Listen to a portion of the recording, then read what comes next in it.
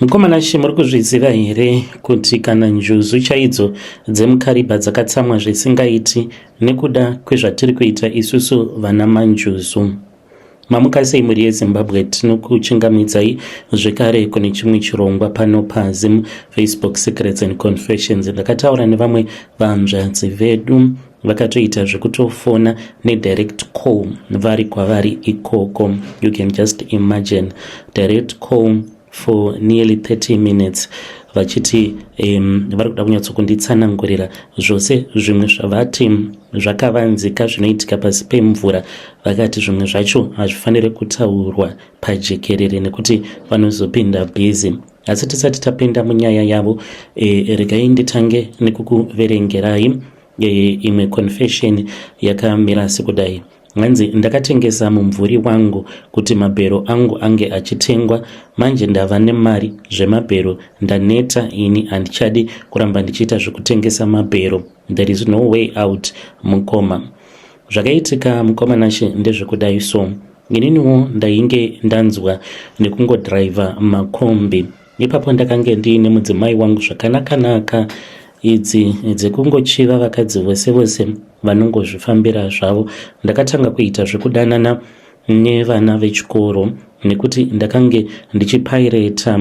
Ndaiti kutown ndodzoka zvangu kuGlenora. Paiva neumwe musikana ainge akanaka aipota achikwira kombi yangu, saka ndakazotanga kufambidzana naye musikana iyeye. Tichifambidzana kudaro ndakabva ndachizomupa pamuviri. Zvino baba vake vainge vari mupurisa, vaigara zvekare makaremo muGlenora. Vakazviziva kuti ndini ndainge ndapa mwanasikana wavo pamuviri. Vaida kundisungisa nekuda kwezera remwana wavo. Zvichiitika gore racho makange muri mugore ra2012. Zvino ndakabva ndati ndoita sei? Vakabva vanditi, inini kana usingadi kuti ndinge ndichikusungisa, ziva kuti mwana wangu inenge yatova mhuri yako, asi anenge akagara pano kusvika asvitsa 18 kana kuti 19 years. Uchange uchimuchengeta.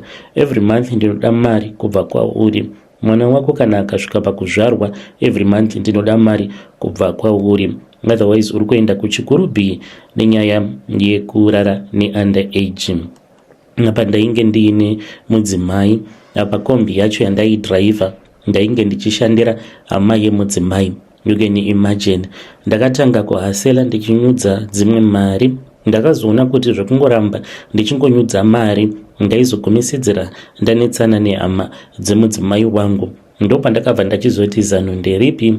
Zano ndakariwana ndikabva ndachizotanga kuita zvekuhodha mabhero. Saka mabhero awa ndakamahodha through imwe shamwari yangu uyo akange achitengesawo mabhero makaremo muHarare muCBD chaimo ndoma aita zvekutengesawo ake mabhero. Saka ndakamuti, Mwari, paunozohodha ako mabhero uzondizivisa nekuti ndinoda kuti ndinge ndichizoita zvekuhodha. Akatondibatsira mushure mekunge ndamutsanangurira nyaya yangu. Azviziva kuti ndo nyaya yandainge ndakatarisana nayo. Akaenda akanondihodhera zvechokwadi. Ngaiti kana zvikasafamba zvakanaka aindibatsira kuti ndirambe ndiine staff yainge iri fresh. Saka ndakati ndichikurawo ukuwo nhumbu yainge ichikura, mari yainge isingakwani, ndakange ndava kuda mari chaiyo. Saka zvandakazoita mukoma ndezvekuti nerimwe ramazuva ndakazoenda naye kuMozambique. Ndakange ndisati ndazviziva hangu kuti akange ari munhu aiita zvekubata-bata achishandisa mishonga. Tava muMozambique ndipo apo ndakabva ndachizotaura nen'anga yake, nekuti pamba patakange tichitogara takatomirira staff kuti tinge tichizozadza rori.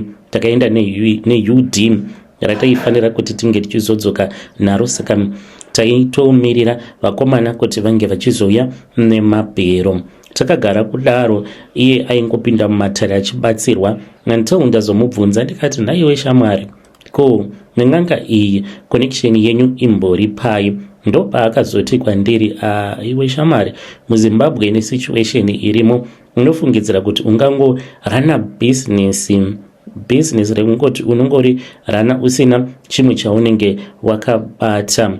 saka akabva andiudza kuti iye ainge achishandidzana nen'anga iyoyo aipota achipiwawo mishonga yekuti ange achizoshandisa. Akati izvi akasarudza kuzviita mushure mekunge aona kuti rake bhizinesi rainge risingatofambi zvakanaka. Saka ndakabva ndachizobvuma ndokubva ndachizopindawo mumatare. Ndapindamo mumatare vakanditi, Joseph, zvauri kuda kuita izvi unozogona here kuzotevedzera mhiko dzangu? Ndakati, ini sekuru, kunyange mukati uraya amai vako, nhasi chaiye amai vangu rinogona kuzotosara rovira. Amai vangu vanenge vatova muvhu.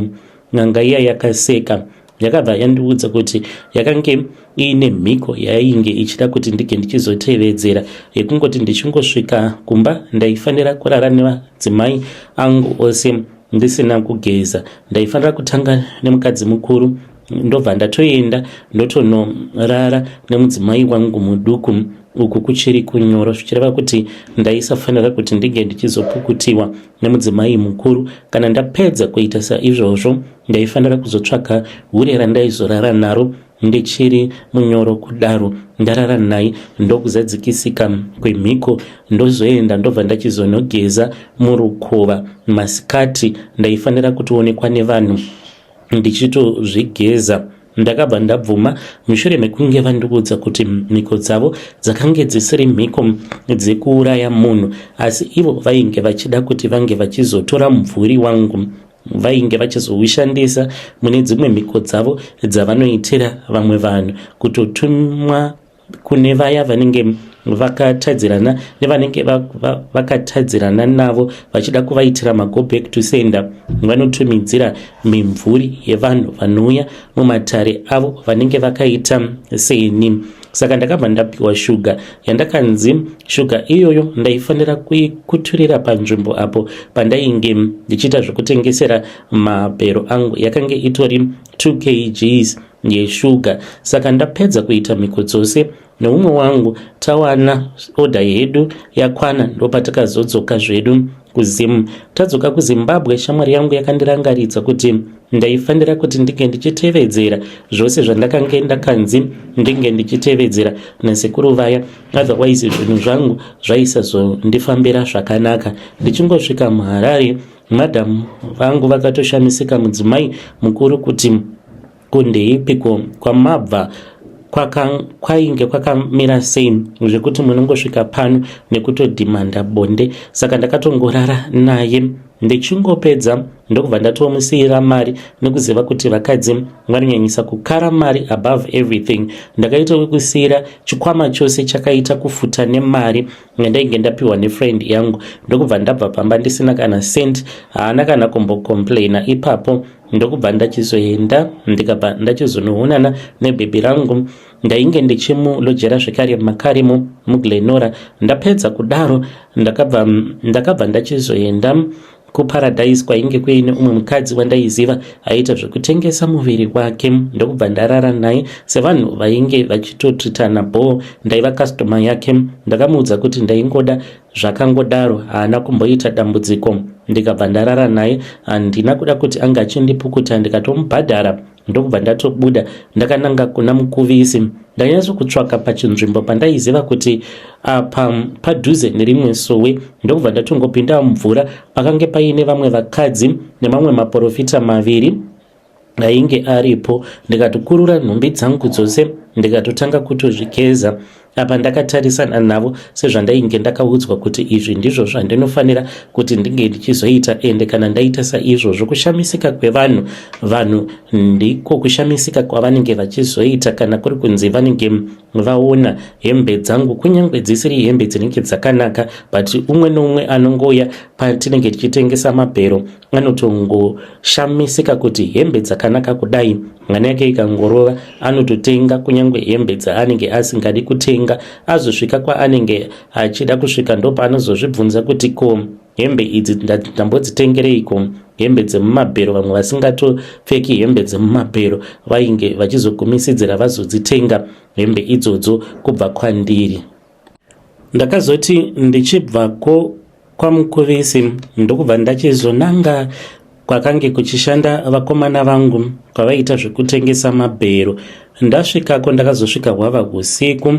Ndakange nditori nemutsvairo wandainge ndatenga because ndaifanira kuzotsvairira shuga iyoyo panotengesera vamwe vanhu avo vainge vachishandidzana nevakomana vangu, kuitira kuti woga anenge aripo kutsika kwaanenge achiita shuga iyoyo, simba rake rinofanira kuti ringe richizova rangu, rombo rakanaka rinofanira kuti ringe richizova rangu. Chose chakanaka chinotapira kuita kunge shuga chaifanira kuti chinge chichizova chiri changu inini ndiri ndega. Ndo hutsinye hwandakaita. Ndakabva ndamwaya shuga iyoyo everywhere, making sure kuti vanhu vaisazokasika vaona kuti apa pakamwaiwa shuga. Lucky enough panzvimbo patakange tichitengesera pakange paine pavement zvapo, but painge paine mavhu, saka ndakangotsvairira mavhu aya zvekare neshuga zvakazangana mupavement imomo. Ndakatanga kuita mari mukoma. Vakomana vangu so vaiti vakandifonera vaiti mudhara kunoku tiri kuita mari zvisingaite. Ndakagomisedzera ndava kutoita zvekutohodhesa kana kunoku kuFacebook chaiko. Dai zvaibvira ndaigona kutokuudzai peji rangu, but hazviiti manje nekuti vanhu vanokwanisa kuzongondigugula vakabva vachizondiziva. Zvino zvakaitika mukoma pamiko idzi dzandakaita. Miko dzacho ndedzekuti kweupenyu hwangu hwose ndinofanira kuzongorarama ndichiita basa iroro randainge ndakati ndiro randinoda kuzoita, uye zvekare ndichiita mari. Saka sezvo ndainge ndichinyatsokunzwisisa chibhizinesi chandainge ndapinda machiri chemabhero, ndakangofungidzirawo kuti ndichaita motikari dzangu, ndichafamba nemotikari dzinodhura, but ndichingoita zvemabhero. Handina kunzwisisa kuti zvainge zvichinyatsokureva kuti kudini. Iko zvinozve mukoma ndichiri kungoita zvemabhero izvozvo ndaneta. Handizivi kana kuri kusungwa, ndakasungwa how many times nekuti ndinoita zvekusmagula mabhero awa muno mumuzimu. Vakadzi vanokwanisa kundibvunza kuti ko zvatiine mari, ko munodii mangotsvaka rimwe bhizinesi rekuita? Taita rimwe bhizinesi tosiyana nazvo izvi zvinogara zvichingokupinzai bhizi nemapurisa, muchingogara muchingodyirwa mari nemapurisa nguva dzose. Handigoni kuvaudza. Mukomanashe kune imwe n'anga, kune kumwe kwandakaenda kun'anga. Pandakaendako kun'anga ikoko ndakabva ndachizoudzwa kuti nen'anga iyoyo kana uchida kuzvidzikinura kubva pamhiko yakadai yekuti uri mupenyu asi unoverengwa kuvanhu vakafa, ndikati vakandiudza kuti ndo zvazvinoreva kunzi hauchina mumvuri, zvakangofanana nekufa. Zvinhu zvandakange ndisina kunyatsokutsanangurirwawo ini zvangu nasekuru vekumozambiki kuti ndava kutoverengwa kuvafi, handichaverengwi kuvanhu vapenyu vanorarama. Saka vakanditi chitsvaka munhu, ndokusaka ndauya pano ndiri kutsvaka munhu anoda exchange yekuti ini ndiwane mumvuri wangu bheki, iye otorerwa wake mumvuri, urarama upenyu hwandiri kurarama uhwo. Kune vanenge vachizoda pane mariski aripo pakunorarama uchinzi uri munhu unorarama usina mumvuri. Handidi kuvhundutsira vanhu vanenge vachida kuzouya kwamuri vachada mumvuri uyu. Ndichange ndichizoteverera undiri mucomment section. Muri yeZimbabwe ndo message iyo yandakatumidzirwa ichibva kuna mukoma vedu zvakangooma hazvo vedu we. Hanzi kune uyo anenge achida kutengesa mumvuri wake ngauye zvake tiite exchange. Hanzi ini ndava prepared kuita an exchange, zvakangooma hazvo vedu we. Rekedzai tibva taenda panyedu inotevera. Nyedu inotevera yakamira sekudai so. Hanzi makore emuramba tsvina anoita kuti misodzi yangu inge ichingoyerera nekuda kwezvandakaita ini. Zita rangu muchangonditiwo Ruben. Ndiri murume TRK. Pari zvino ndiri kugara kuno kuBotswana. Mwana wangu umwe chete musikana ndikangoti ndiye atori nani mukupenyu. Vamwe vana vangu vose marombe. mwana wangu uyu akazoroorwa zvake nemurume wekuno kuBotswana kunova kuri ndiko kwandigere. Mukoma, vanhu vazhinji vanoita zvinhu zvakaipa kune vamwe vanhu vanotambura saivo. Kana ukavabvunza nenyaya dziri kuitika idzi dzekupazwa kwedzimba, vanhu vachipazirana dzimba, kana ukabvunza munhu uyo anenge atumwa iye kunopaza kuti ange achiita chitema chakaipa kudaro, anongoti ungagoita sei nekuti uri pabasa.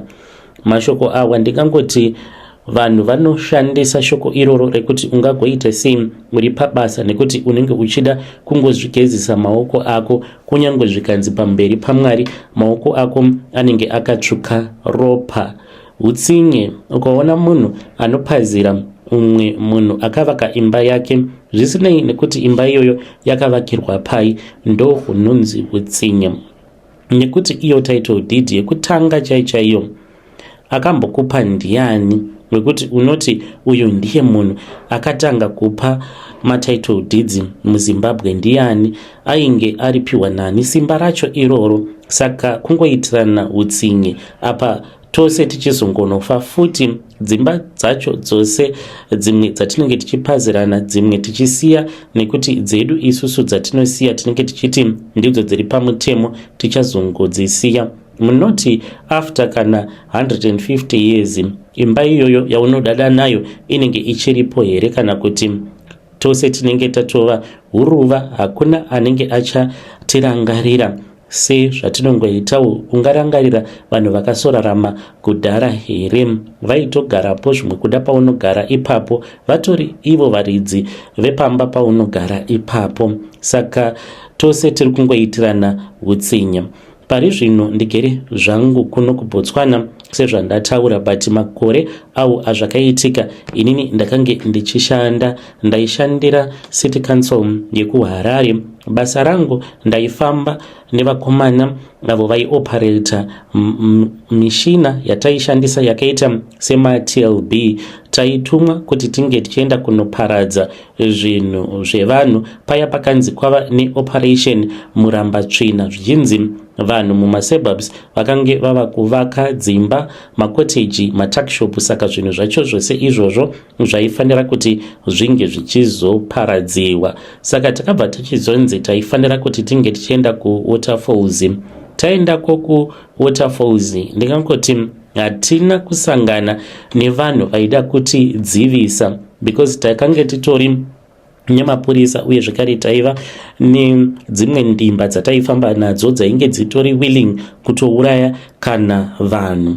Mashoko avakange vachitaura vakomana ivavo ndakanzwa kutya, nekuti vakatotanga vatosvuta mbanje nekutonwa doro tisati tapinda munzira. Vakange vachitotsvaka munhu wavaigona kutiuraya, vaita sekunge vanotongonakirwa nekudeura ropa. Ini ndakangoti ndiri mushandi wehurumende, ndinofanira kuti ndinge ndichishanda ndichifidhawo mhuri yangu. Ipapo vana vangu vakange vachiri vadiki, ndikati handidi kuti ndinge ndichizodzingwa basa, nekuti kunyange ndikaramba kuenda obviously panongowanikwa umwe munhu anongondireplace. Saka ndaichinjana kudhiraivha nomumwe mudharawo uyo wandakange ndichishanda naye ainge ari wechirudzi.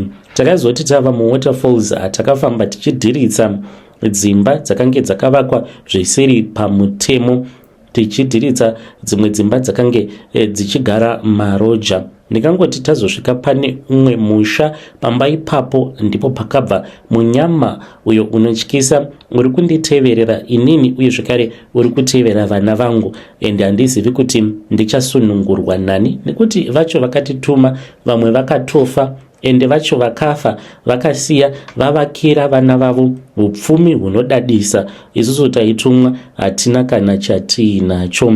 Takati tasvikapo pamba apa, mudhara wandaishanda naye iyewo akati ainge ava kunzwa kuneta, ainge achida kuti ndinge ndichimbobatawo mushini. Ndakabva ndati manyawi, nekuti tainge takatounganirwa nevanhu, ndokubva ndatopinda muchiTLB ndikatotanga kutopaza. Takapaza nejurawo, because jurawo iroro vainge vakashandisa jurawo vakabatanidza nezvemaboy sky zvavainge vakaisa kumberi kwemain house yavo. Kumashure zvekare kwakange kuine zvemaboy sky, ndikangoti yadhi yose yainge yakazara nezvemaboy sky zvainge zvakavakwa zvisiri pamutemo.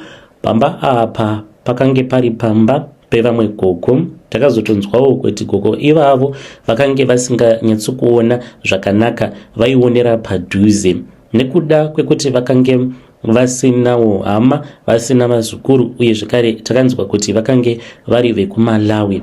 Nekuda kwehurema hwavo vakange vasina zvimwe zvavaigona kuita kuti vange vachiwanawo chouviri, saka vakange vachitongowanawo mari kuburikidza nemaloja iwavo. Saka takambotanga tambomiswa, takanzi tinge tichimbomira nevamwe vakadzi vainge varipo, nekuti vainge vakamirirawo chairman wavo. Vakatobuda vainge vatori nekadhi remusangano, membership card, ndokubva tamira paya because taifanira kuti tinge tichiputsa jurahall sezvo vainge vakarishandisa pavakavaka zvemaboy sky zvavo. Saka pakabva pachizouya chairman uya akamboedza kutaura nesu akati, varume, zvamuroda kuita izvi musaita. Saka munoti chembere yakadai inofanira kuti inge ichizowana mari pai kana mati mava kuda kuiputsira dzimba dzose, nekuti ndipo pari kubva mari yacho. Gogo vaya mukomana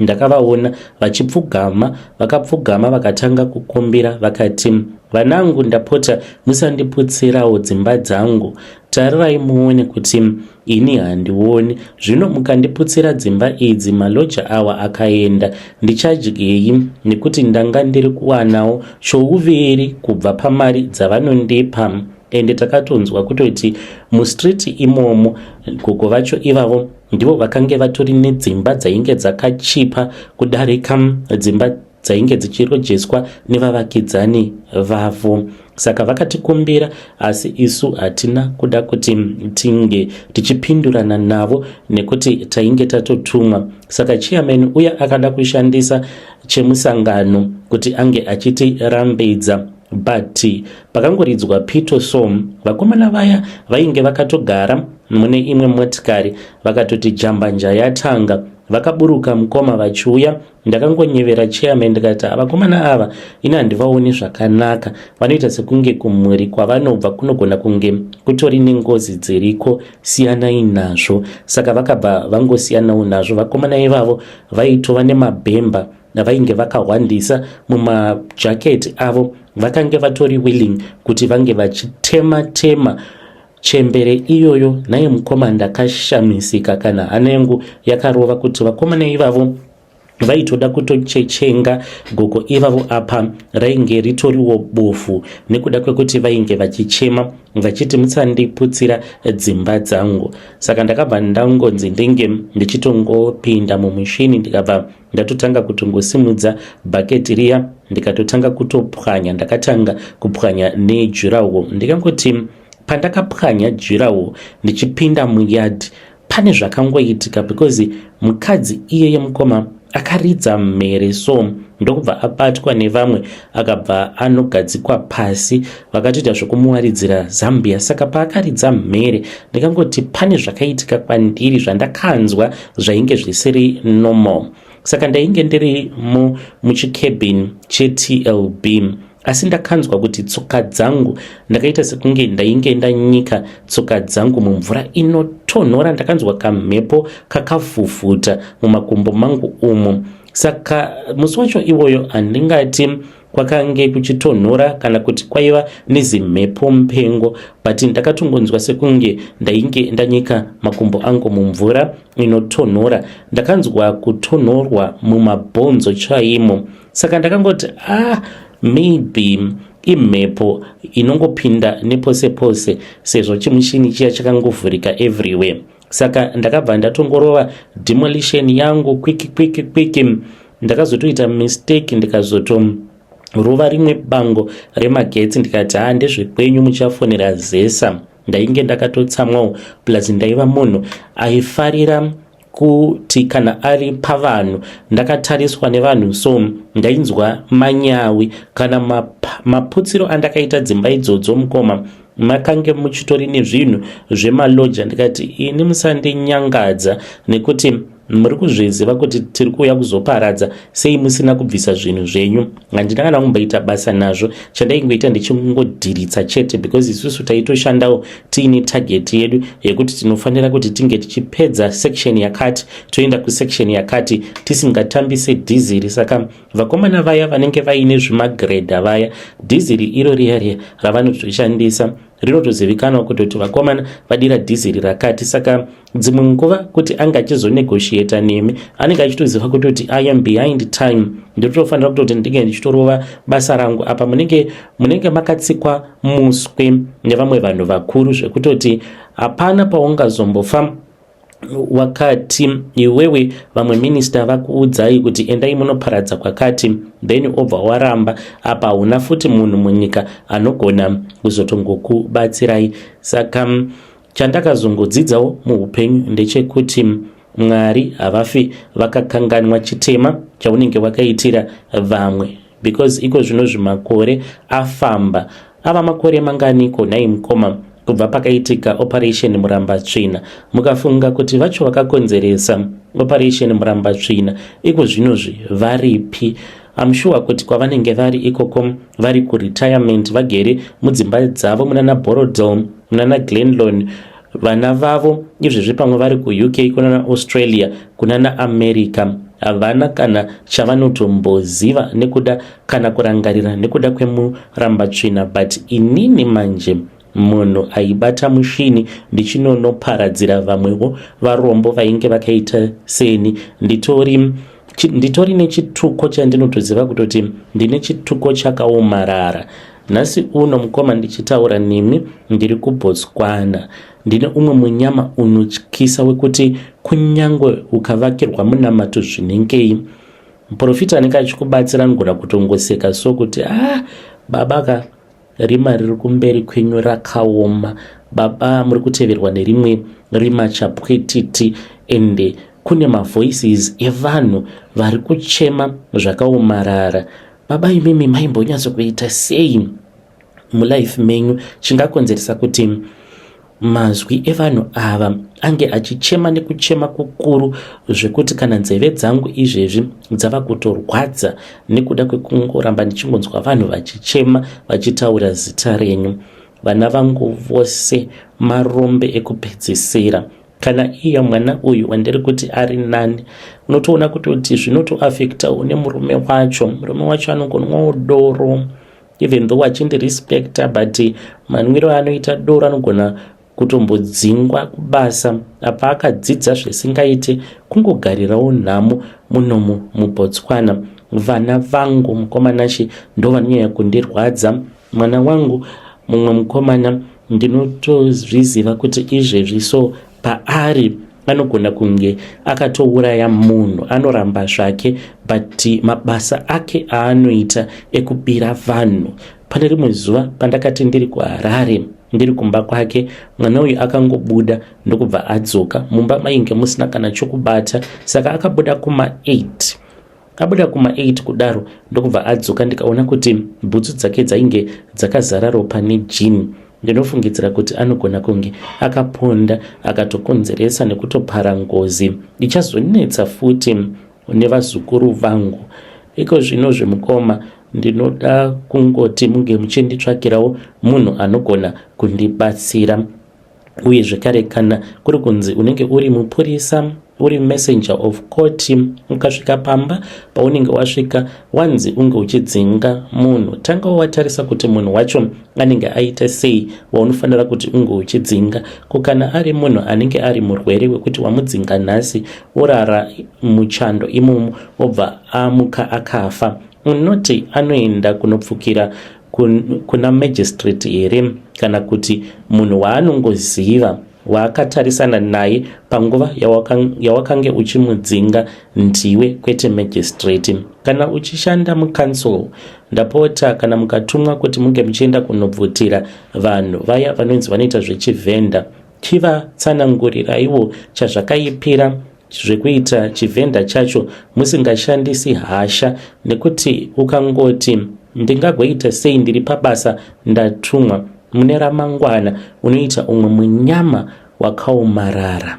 Munamato wangu wezuva nezuva ndewekungoti Mwari mundiregererewo nekuda kwezvitadzo zvangu. Chiregedzaiwo kungoramba muchiranga vana vangu nekuda kwezvitadzo zvangu. Mamwe mabasa anongoda kungosiya wotsvaka zvako rimwe basa rekuti hauzoshungurudzi mweya yevamwe vanhu. Muri yeZimbabwe ndo meseji iyo yandakatumidzirwa ichibva kuna mukoma vedu avo. Ngatitaurei navo mucomment section. Hanzi mamwe mabasa anotoda kuti unge uchitongosiya zvako basa iroro. Hanzi mundiregererawo kune vose avo vakaparadzirwa nekuputsirwa dzimba dzavo munzvimbo dzakaita sana waterfalls. Zvakaoma, zvakangooma. You can bring your stories kana kuri kunzi makaparadzirwawo mukaputsirwa dzimba. Regedzai tibva taenda panyedu inotevera. Nyedu inotevera yakamira sekudai. Hanzi I regret zvangu kuroorwa nemurungu uyo ane 17 years. Ndaneta ini nekuramba ndichingobvisa munhu toto. Muri sei zvenyu mukoma? Please post my story makavigo chitupa changu. Iyi ndiyo nyaya yangu. Kune mukadzi wose uyo anenge achifungidzira kuti kana ukasangana nazvo zviharahwa izvi zvemu UK kana kuti zvinenge zviri kuEurope watopinda machena. If you're thinking about marrying a wealthy guy who is old, please listen to my story before you make the worst mistake of your life. Right now mukoma nashi ndiri kugara navo baba ava. Ndingangoti ndatova NS ini ndiri kutodzidzira unesi, ndichagomisidzira ndazotoperforma a surgery pavari baba ava kutovhura kana hospital yangu. Ndinokuudzai Diana 24/7 healthcare. Baba ava vane 71 years. Unesi hwacho ndehwekuti ndini ndinovatsvangura kana vakaita dhodho ravo iroro, ndini ndinovagezesa, ndini ndinovaitira zvose apa kuti manje ndinge ndichivaramba. Ndakaita hustupid. Zvakaitika mukoma vakandiendesa kumalawyers avo, ndakabva ndasainiswa mapepa. Iko zvino zvindava kutoziva kutoti yakange itori agreement yekuti kana ndikangobuda muchimereji ichi ndiri kungobuda ndiri ini zvangu Diana ndisina kana chandinenge ndiinacho. Zvakaitika mukoma nacho ndezvekudai. Ndaifungidzira kuti ndawana jackpot ini ndokubva ndachizosangana navo baba ava. Takasanganawo kuTikTok uko, vakandiudza makore avo, vakandiudza kuti ivo vainge vachitsvaka mukadzi mutema, vakati vainge vaine mafantasies ekutongoroora mukadzi mutema. Ndakabva ndafara ndikati Harare iri kurwadza iyi.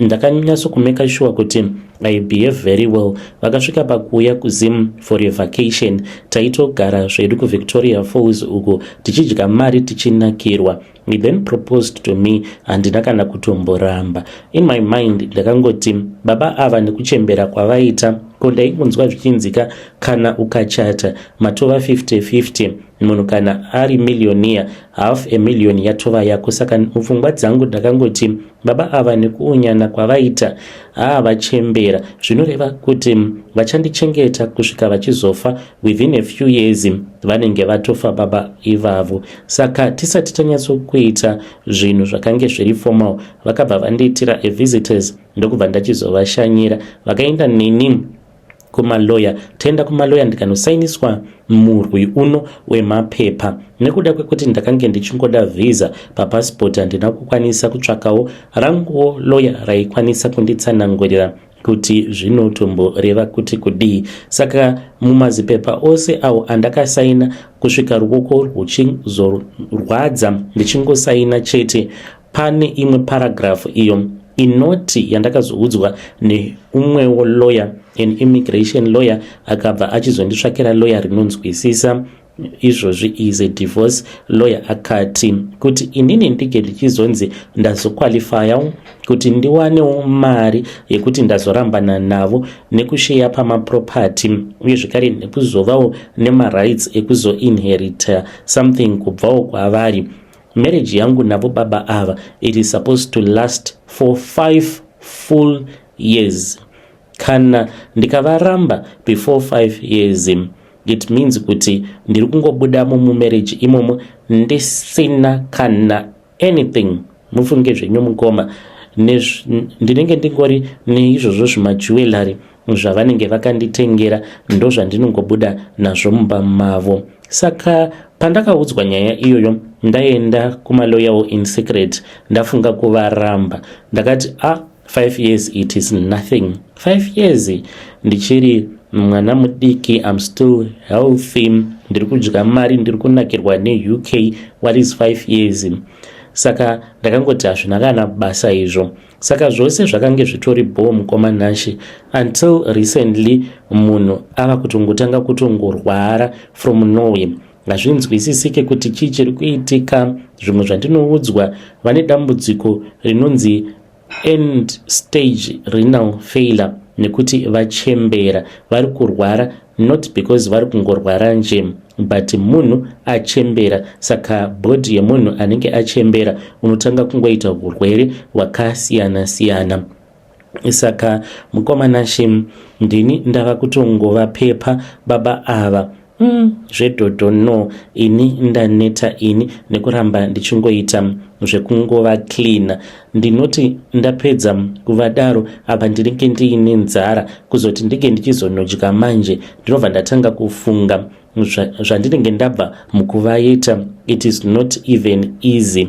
Apa munamato wangu wava munamato wekuti Mwari chingova chengetedza ivo vange vachikwanisa kungolasta at least for the next 4 years or so. Ndobva ndangovaramba, then I walk away zvangu nezvimari, ndobva ndadzokera kuna ex baby daddy vangu. Yambiro yangu kune vamwe vasikana nevakadzi avo vanenge vachifungidzira kuti ukawana munhu wako anenge ari wechikuru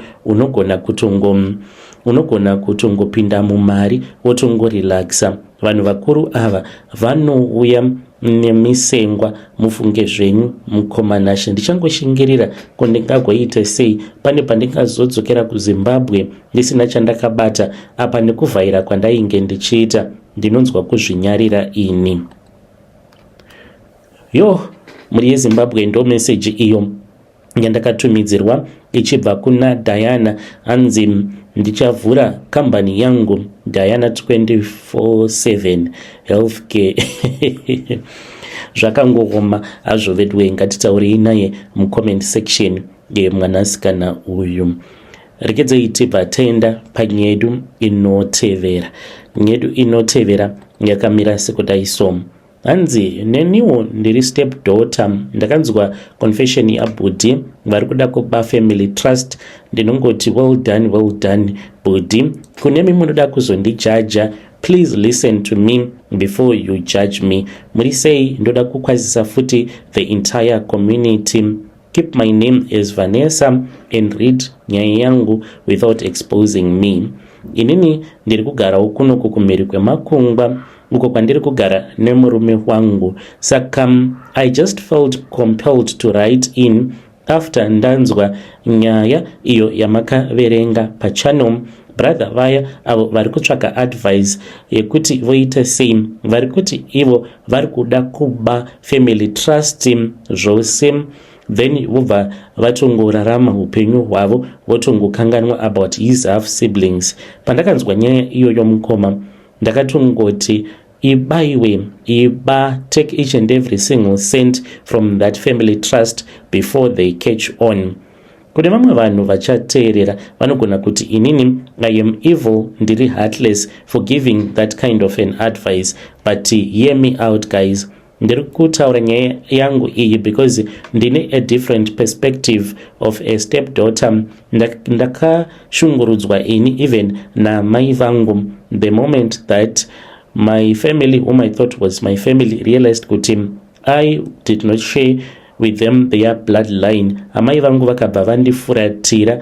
Saka kamuri bhudhi, the day that they are going to discover, you're going to see kuti havana kana rudo nemi. Iniwo ndakakura ndichibhiliva kuti ndainge nditori legitimate daughter. Baba vangu vakange vaine mazimari.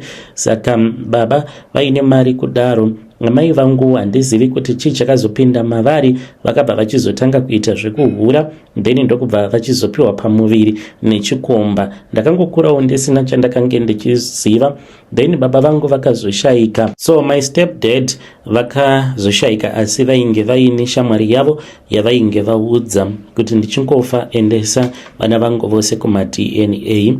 Takaendeswa, asi ndakaramba maresults. Paakabuda maresults awa aitotaura kutoti inini ndakange ndisiri mwana wemudzinza. Ndakazoendawo kwangu ndega ndikanoitwa ma-DNA zvechokwadi, zvakabuda kuti ndakange ndisiri the biological child.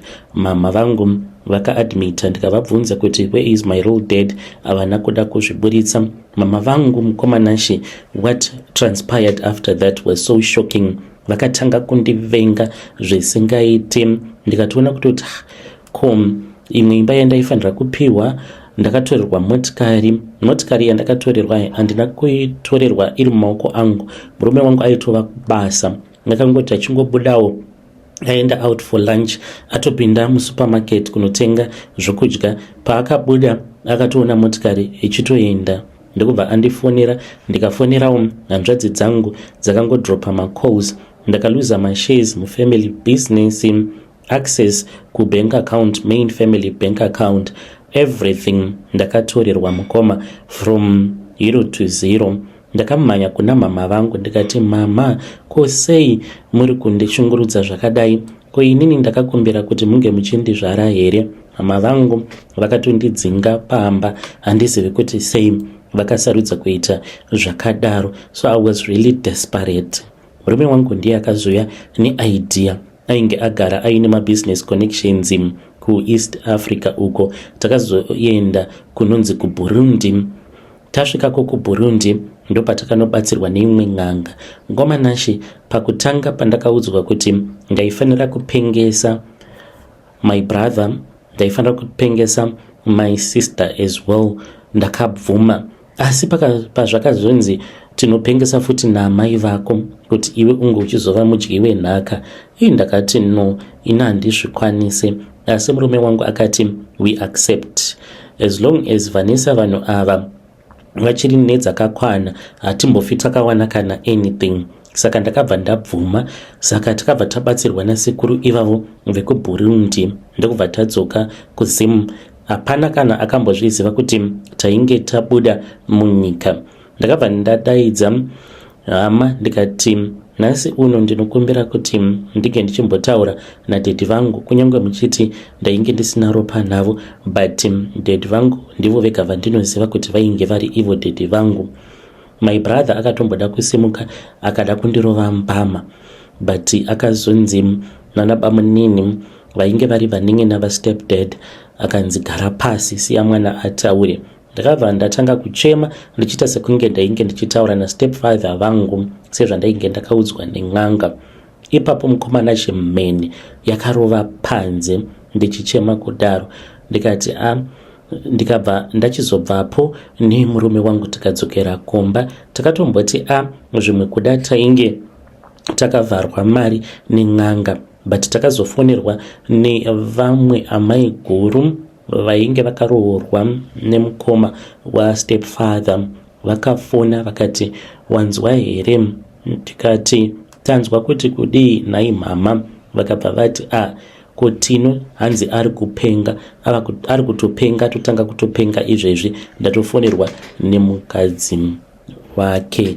Ndakabva ndati zvimwe kuda dhedhi vadavira munyengetero yangu. Vakabva vati that is true, ndozvatiri kutotaura nabanguru vako kunoku kuti zvinhu zvemufi hazvingotambwi nazvo. Ivo vakatofa vachitoziva kutoti iwe wainge uri mwana wavo. Zvekuzonzi mainge musina ukama, vangadai vakazozvitaura nechekare, asi vana ava naamai vako ndo vanga vava kuda kuita kundyire. Saka mama vangu pavakazotanga kupenga, vanhu vose vakashamisika. Obvious, hakuna akambofungidzira kuti ndingaita zvakadaro zvekuti ndinonzi ndasvika pakuzopengesa amai vangu, asi ndini ndakazonzi ndinge ndichizova guardian. Mukoma Nashe ndakasvika pakuparadza kambani. Ndanyatsokumeka sure kuti maclients ose ndainge ndatova neparallel company yatakange tichitorana. Ndaigona kuzvipa masubcontract inini ndobva ndaovercharge company. Ko aizondimisa ndiani, because my brother was now running mad. Company yakazoti yabroka. That was when we started our own thing. Nemurume wangu tikabva tichizouya kunoku kuGermany. Muri yeZimbabwe ndo message iyo yandakatumidzirwa ichibva kuna Vanessa. Zvakangooma hazvo veduwe. Hanzi ndakaita zvekuzopengesa amai vangu kuti ndinge ndichikwanisa kuzodyawo nhaka yandainge ndakasiyirwa. Zvaakaita tingati akagona here kana kuti kwete? Ngatitaurei naye mucomment section. Zvakangooma hazvo veduwe. Rekedzei tibva taenda panyedu inotevera. Nyedu inotevera yakamira sekudai so. Hanzi njuzu dzemuKaribha dzakatsamwa. Vanhu mirai kumboita zvejoyi mumvura. Please ndapota. Hello Mukoma Nashe, please post as Heidi. Chengetedzaiwo account as confidential. Nyaya yandikuda kukuudzai, it is going to shock the entire country, especially vanhu vaya avo vanga vaine mubvunzo. Kana uchigara muHarare, zvimwe kuda une umwe munhu waunoziva kana kuti mukadzi wawaimboziva ari munhu ainge asina mari, all of a sudden atova nebhotiki. Kabhotiki kacho ikako utozvibvunza kuti saka kabhotiki aka ndokazoita kuti munhu ange achizotenga benzi yakadai yakanaka kudai. Vasikana ava mari vari kumbodziwana kupi? Ndauya kuti ndige ndichizokutsanangurirai kuti sei munyika medu mava nevakadzi vanongoita zvetumabhotiki apa vaine mari isingaperi.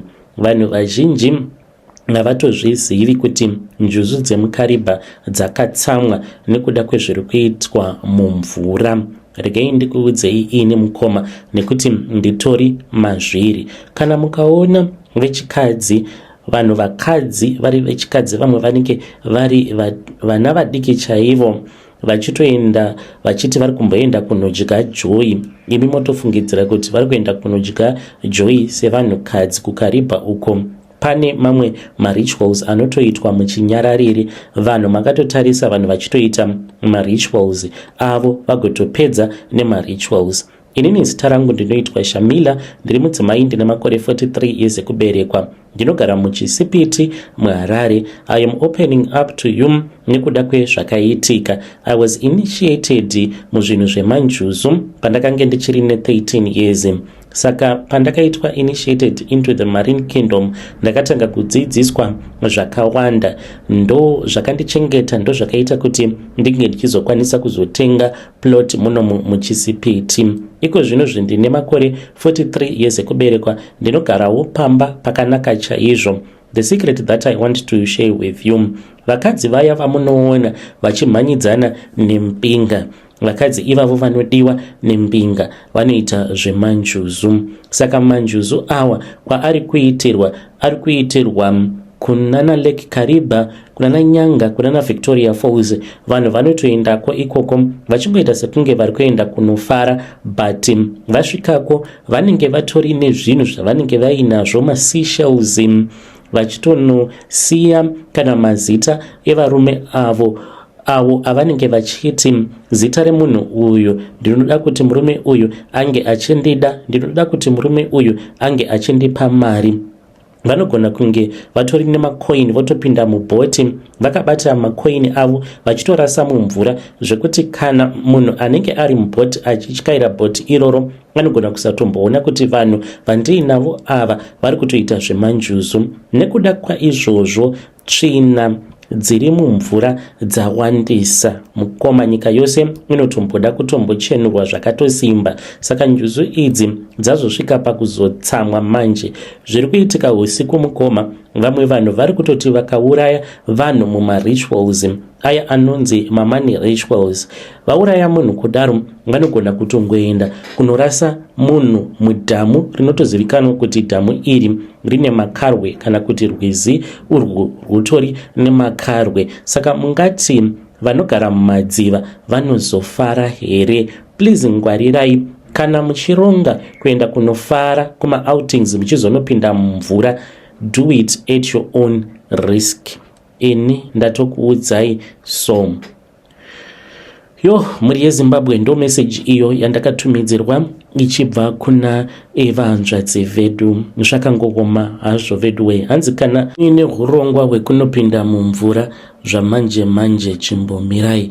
Munoti kudei neconfession iyo yandakatumidzirwa ichibva kuna vanzvadzi vedu. Let us try to speak about this in the comment section. Kana muino zvamunenge muchiziva, you can come on to my inbox at Brother Nashi ku Facebook and share with us your own side of the story.